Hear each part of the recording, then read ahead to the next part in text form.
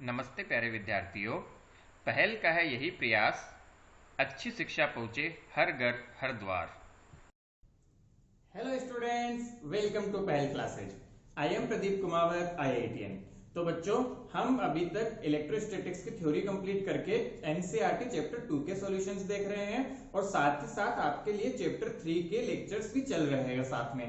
और जैसा कि मैंने आपको पहले बताया था कि जल्दी हमारा मैथमेटिक्स भी शुरू होने वाला है, तो जल्दी ही आपको मैथमेटिक्स के लेक्चर भी सारे अवेलेबल हो जाने वाले हैं धीरे धीरे करके। ओके, तो आइए शुरुआत करते हैं हमारे क्वेश्चन नंबर 2.29 से। 2.28 तक हम ऑलरेडी देख चुके हैं। तो क्वेश्चन क्या बोलता है आप अपनी एनसीईआरटी में भी देख सकते हैं कि हमारे पास दो स्फेरिकल शेल्स है कॉन्सेंट्रिक। पहली पे चार्ज क्यू है, दूसरी पे माइनस क्यू है, radius R2, radius R1 outer radius. और हमें पूछा जा रहा है, इसका प्रूफ करना है हमें कि जो कैपेसिटेंस होगा वो होगा 4 pi epsilon nought R1 R2 upon R1 minus R2। तो हमें बेटा जी ये प्रूफ करना है। तो देखिए इतना टफ नहीं है, ये प्रूफ करना है। इसके लिए तो सिंपल सी बात है, कैपेसिटेंस निकालना है। आपको याद होगा, बिल्कुल कॉन्सेप्चुअल डिस्कस किया था हमने कि कैपेसिटेंस जब भी निकालना हो तो उसका फॉर्मूला हो जाता है Q C equal to Q upon V. तो हमें वी पता चल जाएगा तो कैपेसिटेंस पता चल जाएगा। ठीक है, तो देखिए बच्चों, V पता चल जाएगा तो कैपेसिटेंस यहां से पता चल जाएगा। चलिए, बहुत अच्छी बात। सो V कैसे निकाले? एक्चुअल में V है जो डिफरेंस है। जैसे पैरेलल प्लेट कैपेसिटर में दोनों प्लेट्स के बीच का पोटेंशियल लेते हैं, तो इसी तरह हमारा A पॉइंट और B पॉइंट ले लिया। देखो बेटा, बाहर वाले स्फीयर पे पॉजिटिव चार्ज है पूरे पे और इनर वाले पे टोटल नेगेटिव चार्ज है। तो इस वजह से जो इलेक्ट्रिक फील्ड की डायरेक्शन होगी वो इस तरह से होगी, सब तरफ वो ऐसे रेडियली होगा, वो ऐसे रेडियली होगा। ठीक है, इलेक्ट्रिक फील्ड इस तरह से होगा बेटा। तो यहां से पता चल रहा है कि इलेक्ट्रिक फील्ड के डायरेक्शन में तो पोटेंशियल कम होता है, तो सिंपल सी बात है, ए का पोटेंशियल ज्यादा है बी से। So we can always write equal to Q upon VA minus VB. तो इनडायरेक्टली हमें क्या फाइंड करना होगा? वीए माइनस वीबी हमें फाइंड करना है। तो पहले हम क्या कर लेंगे, वीए और वीबी निकाल लेते हैं। तो देखो बेटा, वीए क्या है? Potential at point A on surface of outer sphere. तो आउटर स्फीयर के सरफेस पे पोटेंशियल कितना हो जाएगा? पहले अंदर वाले की वजह से लिखो तो वो आ जाएगा K माइनस क्यू। अंदर वाले को बाहर वाले पॉइंट्स के लिए पॉइंट चार्ज की तरह मान सकते हैं, अपॉन R1। इसी तरह प्लस खुद की वजह से K क्यू अपॉन R। ध्यान दोगे तो ये हो गया बेटा जी 0 के बराबर। चलिए, बहुत अच्छी बात। इसी तरह B भी लिखो, B पे पोटेंशियल लिखूंगा तो B पॉइंट इस तो शेल के सरफेस पे है, तो इसकी वजह से आ जाएगा K minus Q by R2। और देखो इस वाले की वजह से कितना आएगा? जितना सरफेस पे होता है, प्लस के क्यू डिवाइड बाई R1। आया समझ में सभी बच्चों को? तो देखो बेटा, इसको सिंप्लीफाई कर लेते हैं। यहां से के क्यू माइनस के क्यू कॉमन ले लेते हैं। तो माइनस के क्यू हमने कॉमन ले लिया। देखिए क्या बचा, यहां पे माइनस कॉमन लिया तो प्लस हो गया 1 by R2 minus 1 by R1। Okay, और आगे बढ़ाते हैं इसी को। तो देखिए, इसको सिंप्लीफाई कर लेंगे एलसीएम लेके।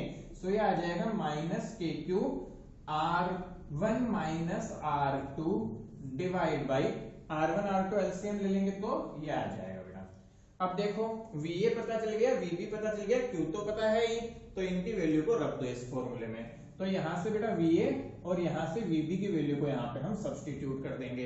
देखो क्या आ जाएगा वैल्यू, तो यहां से हम बोल देंगे Q अपॉन 0 माइनस, और ये वैल्यू माइनस की है तो माइनस ऑफ के क्यू, और ये आ गया R1 minus R2 divide by R1 R2। आप देख सकते हैं R1 R2 ऊपर चला जाएगा, Q से Q कट जाएगा और माइनस माइनस प्लस हो जाएगा। तो फॉर्मूला जो आ गया वो आ गया R1 R2 upon R1 minus R2 K, जहां पे K क्या है? Coulomb's law constant. और आप सबको पता है बेटा, K की वैल्यू होती है 1 अपॉन 4 पाई एप्सिलॉन नॉट। तो जैसे इसको रखूंगा तो ये वैल्यू आ जाएगी 4 pi epsilon nought R1 R2 upon R1 minus R2। तो देखिए, यही हमें प्रूफ करना था, capacitance equal to 4 pi epsilon R1 R2 upon R1 minus R2। ठीक है जी, चलो बहुत अच्छी बात है। तो आपको ये समझ आ गया, तो ये भी समझ आ गया होगा कि काफी अच्छे से डेरिवेशन हो गया इसका सिंपली तरीके से। कोई डाउट हो तो कमेंट सेक्शन में पूछना है। चलिए बेटा जी, बहुत अच्छी बात। बढ़े आगे, चलो ये हमने फर्स्ट पार्ट देखा।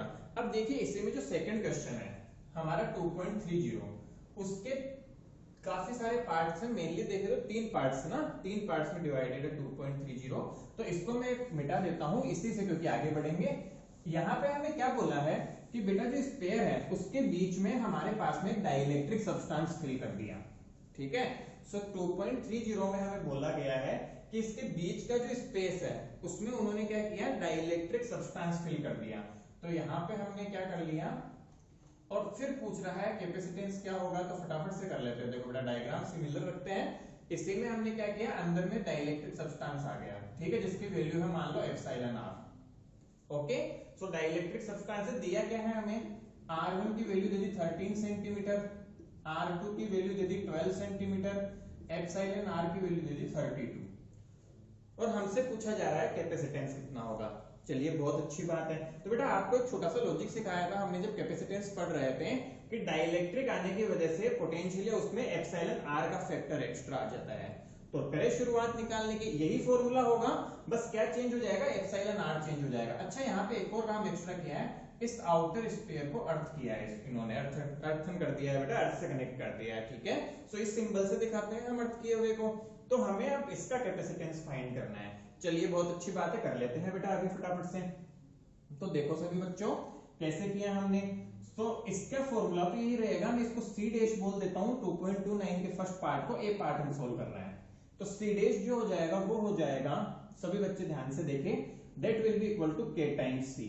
सी क्या है, ये है हमारे पास में, so K epsilon R times C. Okay, so epsilon R की वैल्यू रख दो, सब कुछ वैल्यूज रख दो, तो 32 मल्टीप्लाई बाई, अच्छा 4 पाई एप्सिलॉन नोट को रखेंगे आप, ठीक है। तो R1 की value 13 multiply by 10 to the power -2, 12 multiply by 10 to the power -2 upon 9 into 10 to the power 9। बेटा इसको 1/4 पाई एप्सिलॉन नॉट की वैल्यू लिख ली हमने सीधा, के जो होता है, ठीक है। चलो बढ़िया, multiply by 13 - 12 multiply by 10 to the power -2। तो ये सारा वैल्यूज रख दी। अच्छा यूनिट्स का ध्यान में रखते हुए वैल्यू रखनी है ताकि गलती ना हो। सॉल्व कर लो इसे, 10 टू द पावर -2 से 10 टू द पावर -2 कट गया, ये 1 आएगा सीधा सा सिंपल सा। और यहां से जब बेटा इस फॉर्मूले को सॉल्व करोगे आप, तो लगभग जो वैल्यू आ जाएगी आपके पास, वो आ जाएगा इसका answer 5.5 multiply by 10 to the power -9 farad. तो ये वैल्यू है किसकी, कैपेसिटेंस की। तो ये फर्स्ट पार्ट हो गया हमारा, काफी आसानी से किया, प्रीवियस पार्ट का ही हेल्प लेके कर लिया। अब सेकंड पार्ट देखो इसका बेटा जी। सेकंड पार्ट हमसे क्या बोल रहा है, इसी क्वेश्चन का बी पार्ट। बी पार्ट हमसे बोल रहा है कि इसका इनर पोटेंशियल, इनर शेल का पोटेंशियल बताओ कितना होगा। तो बेटा एक सिंपल सी बात समझो, जब भी किसी को हम अर्थ करते हैं, जब भी हम बेटा अर्थ से कनेक्ट कर देते हैं, बहुत ही प्यारा कंसेप्ट है, अर्थ से जब भी किसी को कनेक्ट करोगे तो क्या होगा कि उसका potential becomes zero. Whenever you connect a device with earth, तो पोटेंशियल बिकम्स क्या हो जाता है, उसका जीरो हो जाता है। तो ये काफी इंपॉर्टेंट कंसेप्ट है। हालांकि इलेक्ट्रोस्टैटिक्स ऑफ कंडक्टर्स जो इलेक्ट्रोस्टैटिक 2 में जनरली पढ़ते हैं, उसका थोड़ा सा पोर्शन रिमेनिंग है, मैं पहले भी ये बात बता चुका हूं, तो वो हम जल्दी ही लेंगे जेईई एडवांस के पर्पस से, उसको भी करेंगे कवर। बट पहले कुछ पोर्शन हम ये कर रहे हैं, ठीक है बेटा, वो एडवांस लेवल का कंसेप्ट है। एक बार पहले बोर्ड का हम पहले कवर कर ले, फिर थोड़े बहुत कंसेप्ट एडवांस के एक्स्ट्रा जो थोड़े हायर लेवल पे है वो भी कवर करेंगे। तो पोटेंशियल जीरो हो जाता है, तो इसका पोटेंशियल जीरो हो तो सारा का सारा पोटेंशियल किसका हो जाएगा, इस वाले का हो जाएगा। बहुत अच्छी बात है। तो ध्यान दो, तो हमारे पास फॉर्मूला होता है Q इक्वल टू, क्या फॉर्मूला होता है, CV। तो यहां से पोटेंशियल चाहिए तो क्या हो जाएगा, पोटेंशियल हो जाएगा Q बाई C। चलिए बहुत अच्छी बात, Q की वैल्यू पुट कर दो। हमें क्वेश्चन में दिया हुआ है कि यहाँ पे तो बेटा Q है नहीं, क्योंकि यहाँ पे कोई वैल्यू नहीं है, इस पे प्लस Q दिया हुआ था क्वेश्चन में, ठीक है। सो Q की वैल्यू हमें गिवन है 2.5 माइक्रोकूलम, तो यहाँ पे वैल्यू रख देंगे Q की। सो Q की वैल्यू रख देंगे 2.5 into 10 to the power -6 upon capacitance की वैल्यू आएगी 5.5 इंटू 10 टू द पावर -9। बेटा जब इसे सॉल्व करोगे आप तो ये अप्रोक्सीमेटली आ जाता है 450 वोल्ट, ठीक है। आप सॉल्व करके देखना, सॉल्व करने पे अप्रोक्सीमेटली इसका आंसर आएगा 450 वोल्ट। चलिए भाई बहुत बढ़िया बात, क्या कर लिया, पहले हमने इसी की हेल्प से बेटा कैपेसिटेंस फाइंड किया इसका, क्योंकि डाइलेक्ट्रिक मीडियम की वजह से डाइलेक्ट्रिक कांस्टेंट एक्स्ट्रा आ जाता है। बेटा आप सबको कंसेप्चुअल पता होगा, ये नहीं पता तो आप कैपेसिटेंस और डाइलेक्ट्रिक जरूर देखें हमारा वीडियो। उसके बाद हमने अर्थ से कनेक्ट करने के बाद उसका तो जीरो हो गया, तो इसी का पोटेंशियल जो भी है तो इससे हमने फाइंड कर लिया। थर्ड पार्ट देखो इस क्वेश्चन का। थर्ड पार्ट हमसे पूछ रहा है C part. So C part is asking कि यदि ये आइसोलेटेड कंडक्टर होता है अंदर वाला और ये बाहर वाला कंडक्टर नहीं होता तो कैपेसिटेंस कितना होता।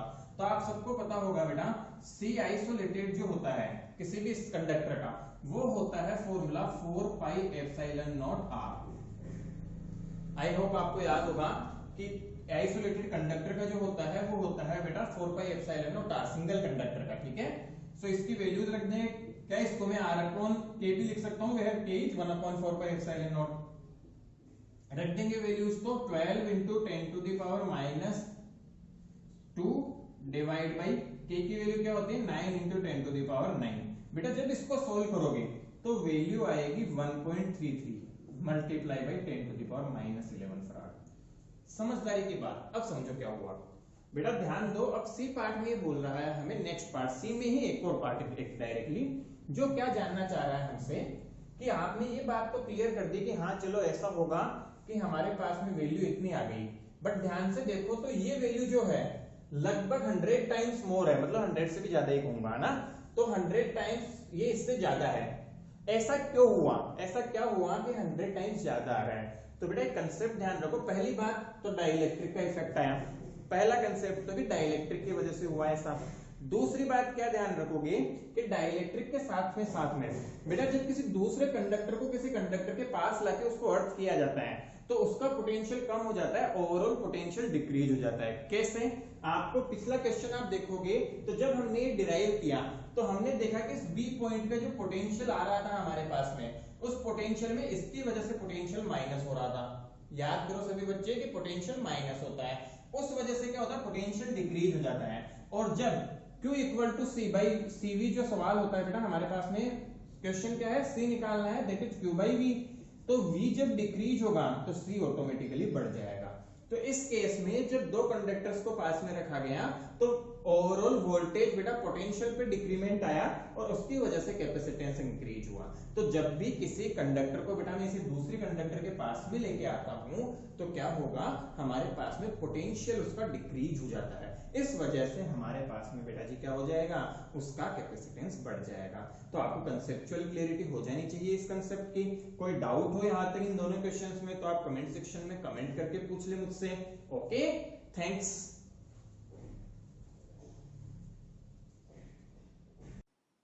The only difference between the winners and the losers in life is one simple thing: the willingness to take massive action. You have that opportunity here today.